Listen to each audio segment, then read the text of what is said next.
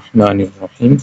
سامعین محترم، الحمدللہ آج ہمارا سورۃ الانعام کا رکوع نمبر 8 اور آیت نمبر 61 سے آغاز ہوگا، تو آئیے آغاز کرتے ہیں۔ اعوذ باللہ من الشیطان الرجیم، بسم اللہ الرحمن الرحیم۔ وَهُوَ الْقَاهِرُ فَوْقَ عِبَادِهِ وَيُرْسِلُ عَلَيْكُمْ حَفَظَةً۔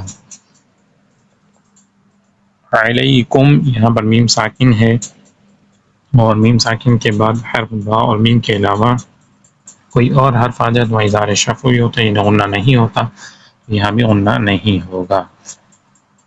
علیکم حَفَظَةً حتى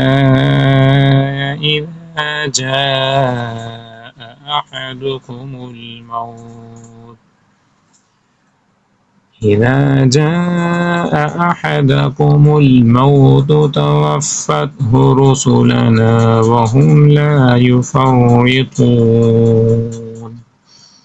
آیت نمبر 62۔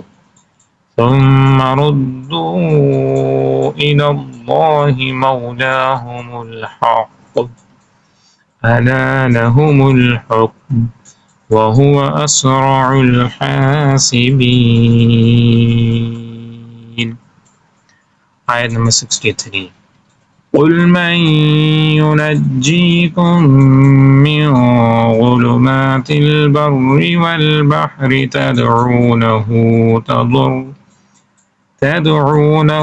تضرعا وخفية لئن أنجانا من هذه لنكونن من الشاكرين۔ آیت نمبر 64۔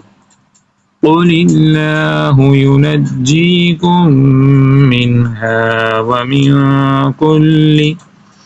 ومن كل كرب ثم أنتم تشركون۔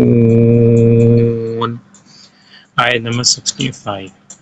قل هو القادر على أن يبعث عليكم عذابا من فوقكم أو من تحت أرجلكم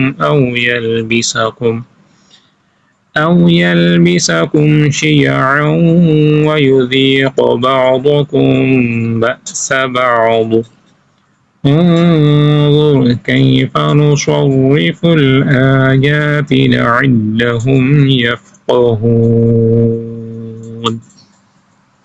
لعلهم یہاں بھی میم ساکن ہے، اور میم ساکن کے بعد حرف با اور میم کے علاوہ کوئی اور حرف آ رہا ہے، لہذا اظہار شفوی کا قاعدہ ہوگا، غنہ نہیں ہوگا۔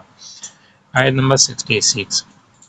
وَكَذَّبَ بِهِ قَوْمُكَ وَهُوَ الْحَقُّ قُل لَّسْتُ عَلَيْكُم بِوَكِيلٍ۔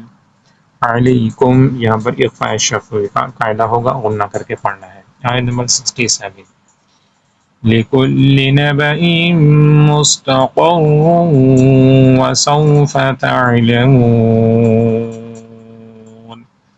آیت نمبر 68۔ وَإِذَا رَأَيْتَ الَّذِينَ يَخُوضُونَ فِي آيَاتِنَا فَأَعْرِضْ عَنْهُمْ حَتَّى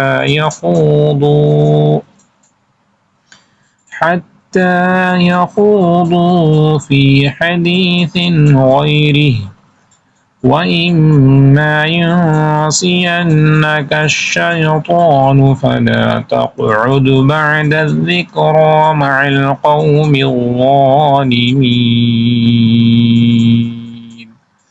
آیت نمبر 69۔